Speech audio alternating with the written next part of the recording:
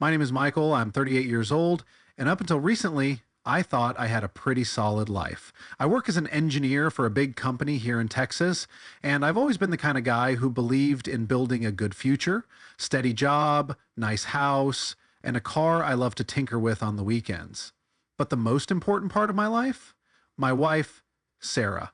Sarah and I have been together for 12 years, married for 8. We were that couple that everyone looked at and thought, yeah, they've got it figured out. We traveled, we laughed, we had our ups and downs like anyone else, but I always felt like we were a team. We used to stay up late talking about our dreams, buying a bigger house, having kids someday.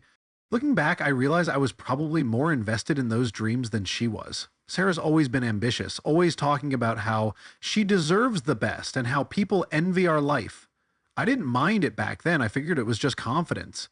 But now I see it differently. Lately, things haven't felt right. I don't know when it started exactly, but something changed.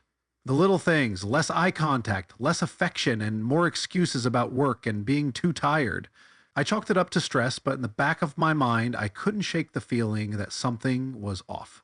I've always believed in trust and communication, but sometimes, no matter how much you think you know someone, there are things they'll keep hidden. Anyway, I just wanted to share my story, maybe get some advice, or maybe just to get it off my chest.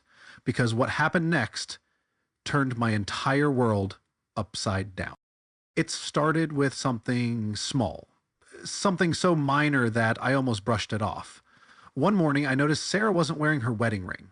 Now, Sarah has always been the kind of person who pays attention to the little things, especially when it comes to appearances. She's meticulous, always making sure she looks perfect, whether we're going out to dinner or just running errands. So seeing her without the ring, it threw me off. At first, I thought maybe she forgot it. No big deal, right? We all forget things. But then it happened again and again. A few days later, I casually brought it up over breakfast. I kept it light, saying something like, "Hey, I noticed you haven't been wearing your ring lately. Everything okay?" She barely looked up from her coffee and shrugged. "Oh yeah, I just don't like wearing it at work anymore. It's kind of embarrassing when people ask about it." I remember just staring at her for a second, trying to process what she had just said. Embarrassing? I didn't get it. What was embarrassing about being married? We've been together for years. She used to show off the ring to anyone who'd listen. I asked her what she meant, and she gave me this half-assed excuse about how people at the office were too nosy and that wearing the ring just invited questions. She didn't feel like answering. I didn't press the issue at the time, but I won't lie, it left a bad taste in my mouth. That was the first moment where I felt something wasn't quite right. From then on, I started noticing other little things. Her phone, which used to be left lying around carelessly, was suddenly always face down. She started dressing up a little more than usual for work. Nothing too dramatic, but enough for me to notice. And then there were the late meetings that had never been a thing before. I tried to convince myself I was overthinking things. I mean, people change, right? Work stress, new priorities. It could be anything. But deep down, something told me it was more than that. And I couldn't shake the feeling that this was just the beginning. A few weeks after the whole wedding ring thing, I tried to push my doubts aside and focus on work, but they kept creeping back in. Every time Sarah left for work or went out with her friends, that nagging feeling in my gut wouldn't go away. I didn't want to be that guy, the paranoid husband who snoops and accuses without proof, but something just didn't sit right with me. Then, out of nowhere, life handed me the confirmation I didn't want. My car had been acting up for a few days, and one morning it finally crapped out completely. I had an important meeting across town, so I grabbed Sarah's keys and decided to take her car instead. Normally, I wouldn't have thought twice about it, but as I got in and adjusted the seat, I noticed something wedged under it. I reached down, thinking it might be some old receipt or trash, but when I pulled it out, my heart nearly stopped. A used condom. Not in a wrapper, not some unopened innocent accident, a used one. I just sat there in the driver's seat, staring at it, feeling like the ground had been ripped out from under me. My brain went into overdrive. I wanted to believe there was some logical explanation. Maybe it wasn't hers, maybe a friend borrowed the car, maybe something, anything. But deep down, I knew. I sat there for a long time, just gripping the condom in my hand and feeling my stomach churn.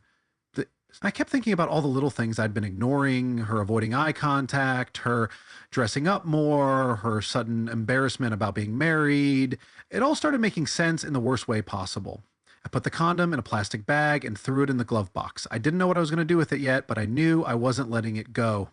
That entire day at work was a blur. I couldn't focus, couldn't think straight. All I could picture was Sarah in that car with someone else. I felt sick, humiliated, and furious all at once. But at the same time, I didn't want to confront her without proof. Solid proof. That's when I decided I wasn't going to ask questions anymore. I needed answers. Real ones. And I was going to get them. Finding that condom changed everything. I didn't say a word to Sarah that night. I came home, had dinner with her, like everything was normal, and even laughed at some stupid show we were watching together. But inside, I was a mess. I kept replaying everything over and over again in my head, trying to make sense of it, trying to figure out how I had missed the signs for so long. Part of me wanted to confront her right then and there, just shove the condom in her face and demand answers. But I knew Sarah. She was quick on her feet, always ready with an excuse, and she could lie with a straight face if she had to. If I called her out without solid proof, she'd just twist it around, make me look like the insecure husband, and I'd end up second-guessing myself. No, I needed to be smart about this. I started thinking about how I could get real answers. At first, I considered going through her phone, but she had gotten too careful with it lately. Password changed, notifications silenced, and it was never out of her sight for long. Then I thought about following her myself, but with work and the unpredictability of her schedule, it just wasn't feasible. That's when I made the decision that changed everything. I hired a private investigator. It felt surreal even making that call, like I was stepping into some bad movie plot. But when I spoke to the guy, his name was Dave, an older guy with a no-nonsense attitude, I realized this was the only way I was going to get the truth without driving myself insane. He asked a lot of questions, wanted to know about Sarah's habits, her usual hangouts, work schedule, and if I had any specific suspicions. I told him everything, right down to the wedding ring excuse and the condom in the car. Dave didn't say much, just grunted and told me he'd get started right away. "You'd be surprised how often this kind of thing happens," he said before hanging up. That stuck with me. How often does this happen? Was I just another clueless husband in a long line of suckers? Over the next few days, I kept up appearances, pretending everything was fine, while inside I was on edge, waiting for Dave's updates. Watching Sarah go about her routine like nothing was wrong made me feel like a complete idiot. She'd kiss me goodbye in the mornings, tell me she loved me, and I'd just smile back, knowing full well that something wasn't right. Every time I saw her leave for work, I wondered if she was really going where she said she was going. Every time she got a text and smiled, I wondered who it was from.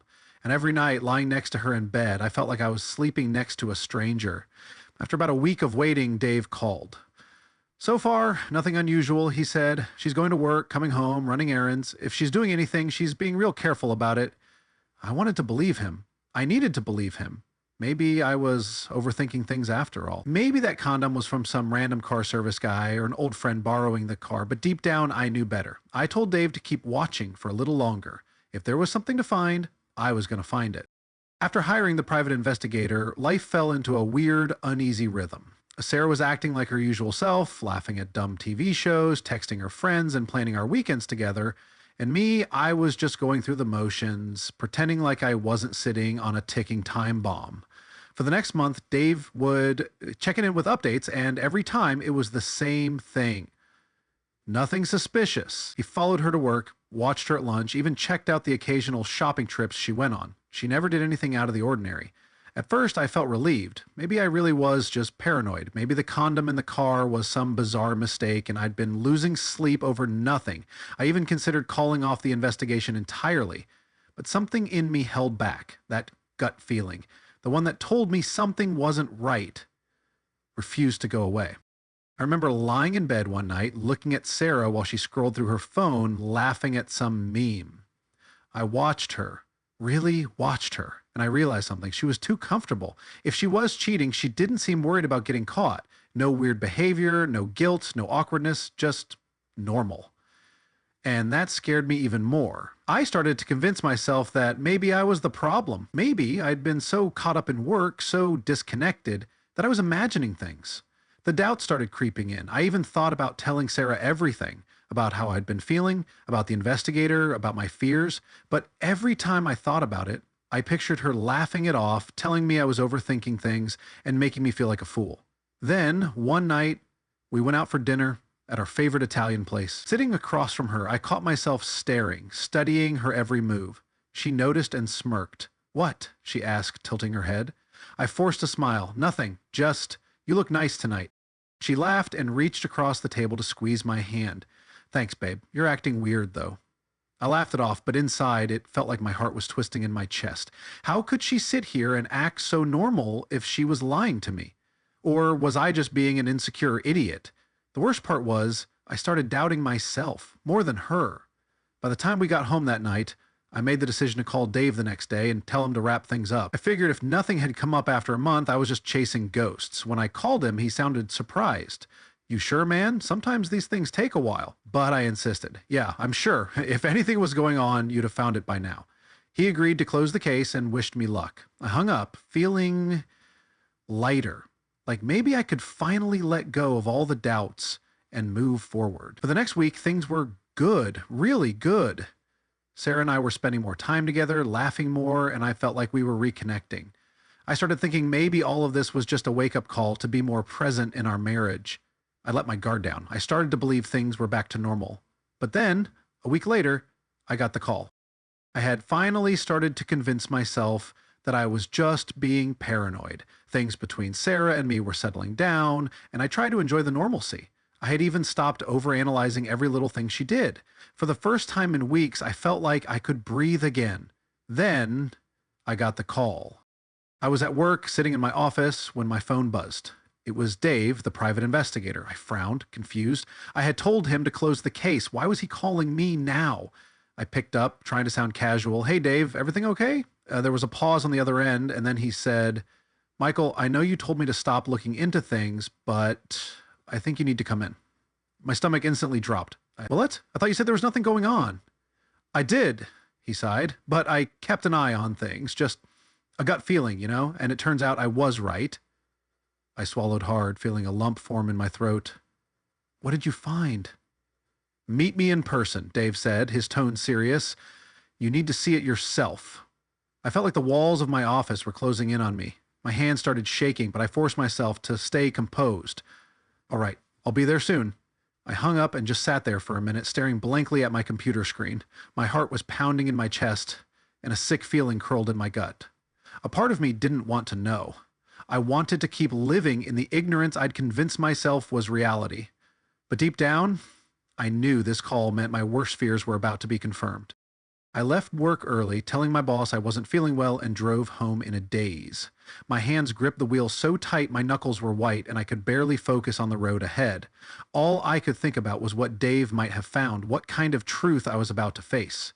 When I got home, Sarah was in the living room, lounging on the couch with a glass of wine, scrolling through her phone like it was just another normal day. "Hey, you're home early," she said without even looking up. I forced a smile, hiding the anxiety bubbling inside me. "Yeah, work was slow today." She nodded, took a sip of her wine, and kept scrolling. She looked so calm, so at ease. It made me sick to my stomach.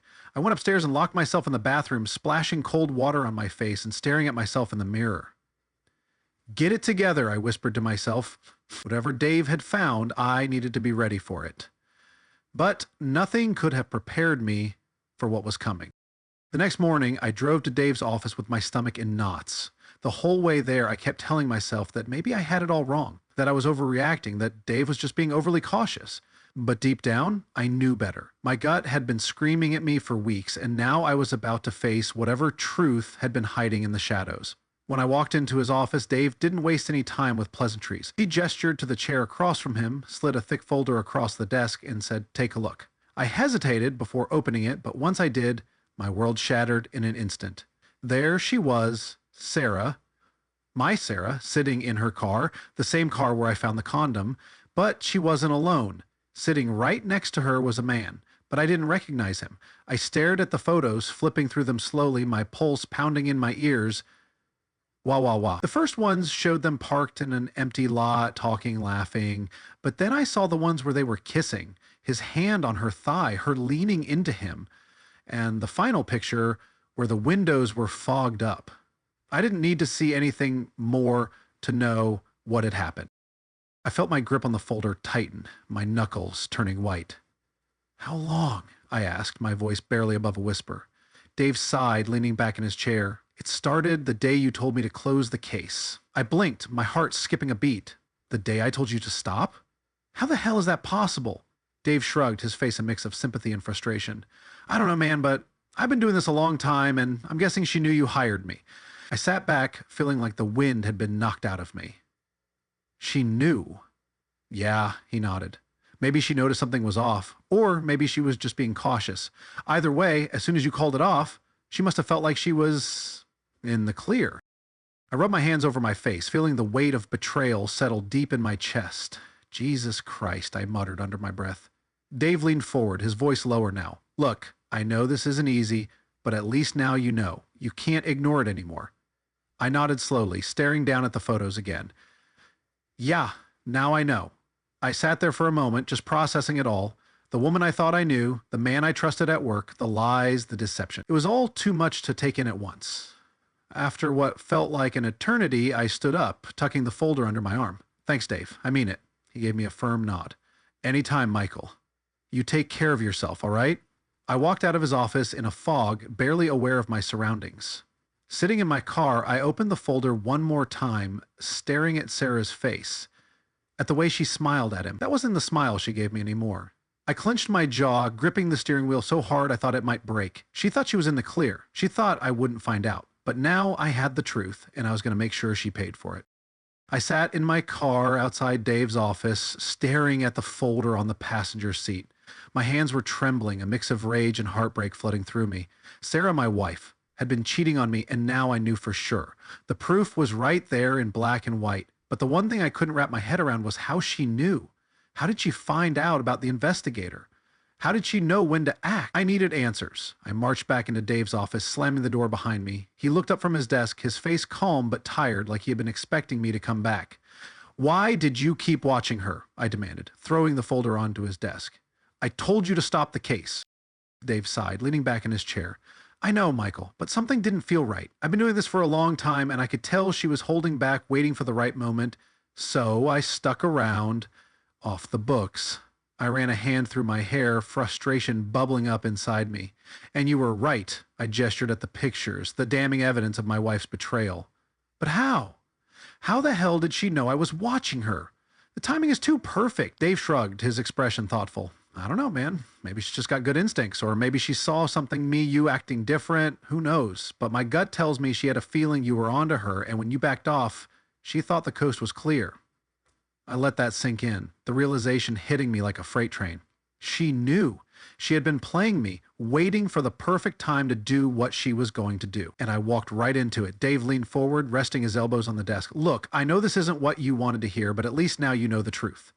I shook my head, still trying to process it all. Do you know who he is? Dave frowned and shook his head. Not yet. I couldn't get a clear shot of his face, but I'll find out. Give me a little more time. I exhaled slowly, feeling a mix of relief and frustration. I wanted to know who he was, but at the same time, I wasn't sure I was ready for that truth just yet. What do I do now? I muttered, more to myself than to Dave. He stood up, walking around the desk to put a hand on my shoulder. You've got options, Michael. You can confront her, you can lawyer up, or you can keep gathering intel. Just don't do anything rash. You're angry right now, and anger makes people do stupid things. I nodded, even though every part of me wanted to go straight home and confront Sarah with the photos, make her look me in the eye and explain herself. But Dave was right. I needed to be smart. I grabbed the folder, tucking it under my arm. Thanks, Dave. I appreciate it. Anytime, he said. Just remember, this is about you now. You get to decide how this plays out. As I left his office and got back into my car, I felt something I hadn't felt in a long time. Control. For weeks, I had been living in doubt, second-guessing myself, but now I knew the truth. After leaving Dave's office, I didn't go straight home. I couldn't. I wasn't ready to walk through that door and face Sarah, not with all these thoughts crashing around in my head. Instead, I drove aimlessly, taking roads I barely recognized, staring blankly at the road ahead while my mind replayed everything I had just seen. The photos were burned into my brain, Sarah with him, their stolen moments in the car, the betrayal that was now undeniable. I pulled into an empty parking lot and just sat there, gripping the steering wheel and staring at my reflection in the rearview mirror. I didn't even recognize the guy looking back at me. My face looked tired, my eyes hollow. How the hell did it come to this? 12 years, 12 damn years I had given to this marriage. Through the ups and downs, through the struggles, I'd thought we had something solid. I thought I was enough, but now I realized maybe I never was. Maybe I was just the safe bet, the predictable choice, while she went out looking for excitement somewhere else. The thought made my stomach churn. I let out a shaky breath and ran a hand through my hair. I felt like a fool. All the times I trusted her when she said she was working late or out with friends, all the times I ignored the gut feeling that told me something wasn't right. I should have known better. And the worst part? She probably knew I'd never suspect her. She knew I was too trusting, too loyal. She counted on it. A lump formed in my throat, and for a moment I thought I might actually break down right there in the car. So, whatever that feeling she had, she must have gotten it from someone, but I didn't. I couldn't. I was too angry, too hurt, too confused. I needed to talk to someone who wasn't a private investigator or a stranger on the internet. Without thinking, I scrolled through my phone and dialed the only person I could trust right now. "Hey, man," said Jake's familiar voice on the other end. Jake had been my best friend since college, the guy who'd been with me through thick and thin. He didn't know about my suspicions before now. I hadn't told anyone, but I couldn't hold it in anymore. "Jake," I said, my voice cracking, "I need to talk. Can we meet up?" There was a brief pause, then his voice softened. "Yeah, of course. Where are you at?" We met at a quiet bar on the outskirts of town, a place we used to hang out at when life was simpler, before jobs and marriages took over. The place was almost empty, which was fine by me. I didn't want an audience for this conversation. Jake took one look at me and frowned. "Jesus, man, you look like hell. What's going on?" I sat down, staring at my beer without touching it. "Sarah's cheating on me." His eyes widened, but he didn't say anything right away. He just let me talk. And for the first time, I let it all out. The wedding ring excuses, the changes in her behavior, the condom I found in her car, and finally, what the investigator uncovered. By the time I finished, I was gripping my beer so tight my knuckles were white. "I don't even know what to do, man," I admitted, my voice thick with emotion. "I feel like an idiot." Jake shook his head. "You're not an idiot, Mike. You trusted her. That's what you're supposed to do in a marriage." I scoffed. "Yeah? And look where that got me." He sighed, taking a sip of his drink. "So what's your plan? Are you going to confront her?" I let out a bitter laugh. "I want to, but I don't know if I can handle hearing her lie to my face. I don't know if I can stand looking at her knowing what she's been doing behind my back." Jake leaned forward. "Listen, man, I know it hurts, and yeah, it's going to hurt for a while. But you got to decide, are you staying in this, or are you walking away?" I stared at the table, my mind spinning. "I don't know," I whispered, and that was the truth. I didn't know if I had the strength to face her, to hear whatever excuses she had lined up, but I knew one thing.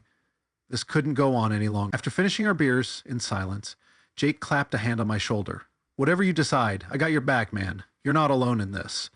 That meant more than I could say.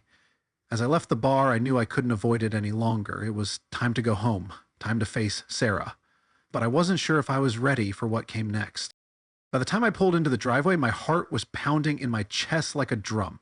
The house looked the same as always, calm, quiet, warm, but now it felt like a facade, hiding the betrayal that had been festering underneath for God knows how long. I sat in the car for a moment, gripping the steering wheel, trying to steady my breathing. My mind kept flashing back to the photos, the way she smiled at him, the way she touched him. I felt sick all over again. I had rehearsed this confrontation in my head a dozen times on the way home, but now that I was here, standing on the edge of it, I had no idea how it was going to play out. I couldn't delay it any longer. I stepped out of the car and walked up to the front door, my fists clenched at my sides. I wasn't even inside yet, and I could already hear the TV on, some reality show Sarah loved to binge watch. Taking a deep breath, I pushed open the door. Sarah was sitting on the couch, curled up with a blanket, glass of wine in hand, like it was just another normal night. She looked up when she saw me and smiled. "Hey, you're home late," she said, casually taking a sip. "Everything okay?" I didn't answer. Instead, I walked into the kitchen, dropped my keys on the counter, and pulled the folder out of my bag. My hands were shaking, but I steadied myself and walked back into the living room, standing right in front of her. She frowned, looking at the folder in my hand. "What's that?" Without a word, I tossed it onto the coffee table in front of her. It landed with a heavy thud, and for a moment, neither of us said anything.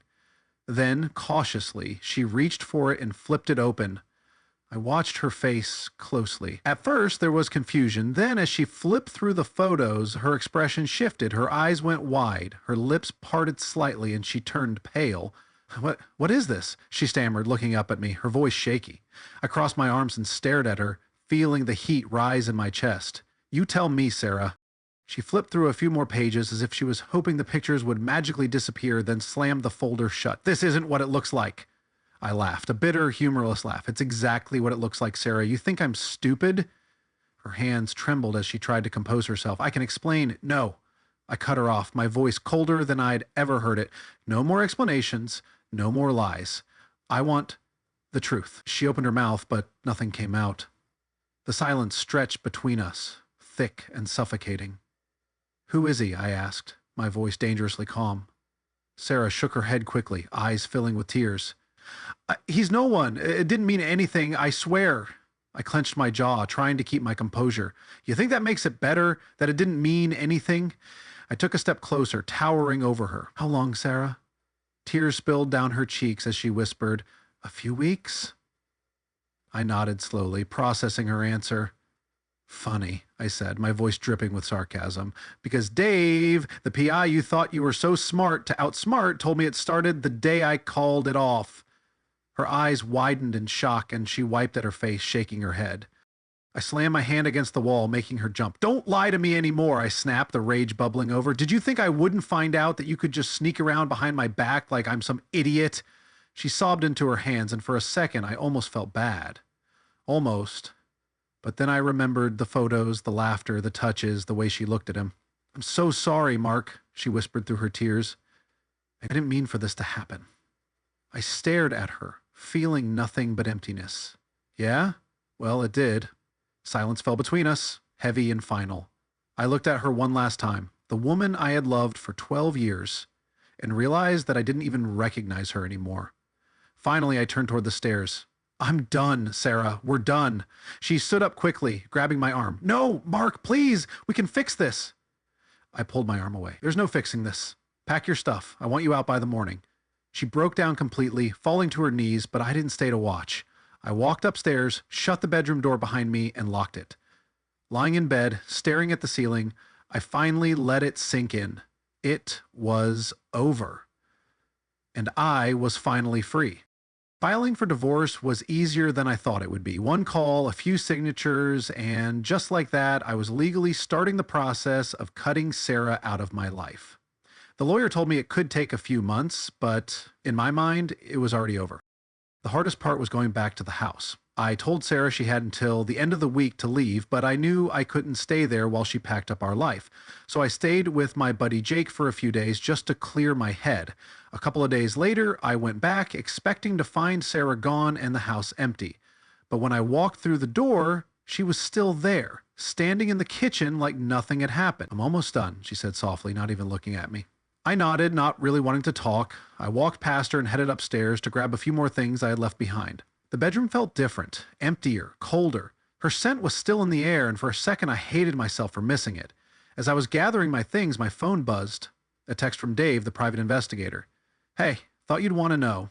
I did some digging, and I found out who the guy is. Oh, my heart sank as I read his next message. It's Greg, your boss. I just stood there, staring at my phone in disbelief. Greg, the same guy I had worked alongside for years, the same guy I had invited over to our house for dinner. I felt like the air had been sucked out of the room. I stormed downstairs, my face burning with rage. It was Greg, wasn't it? Sarah froze, her face draining of color. What? What are you talking about? I held up my phone. The guy you've been screwing behind my back. It was him. She swallowed hard, her eyes darting away from mine. I didn't want you to find out like this. I laughed bitterly. Like this? Are you serious? You slept with my boss, Sarah, in our house, in our car, and you have the audacity to stand here and act like I'm the one being unreasonable? Tears welled in her eyes. I never meant to hurt you, Mark. Bullshit, I snapped. You meant every single second of it. And you know what? Greg's not getting away with this either. She panicked, stepping forward. Mark, please, don't do anything stupid. I shook my head. You have no idea how done I am with all of this. I grabbed my bag and stormed out, slamming the door behind me. Of course, I won't let it go. I've known Greg for a long time and all his pitfalls, so my revenge on him will be the sweetest. But that's a completely different story. Thank you so much for watching. I hope you enjoyed it. Tell me what you think about that story. Have a good day, and bye.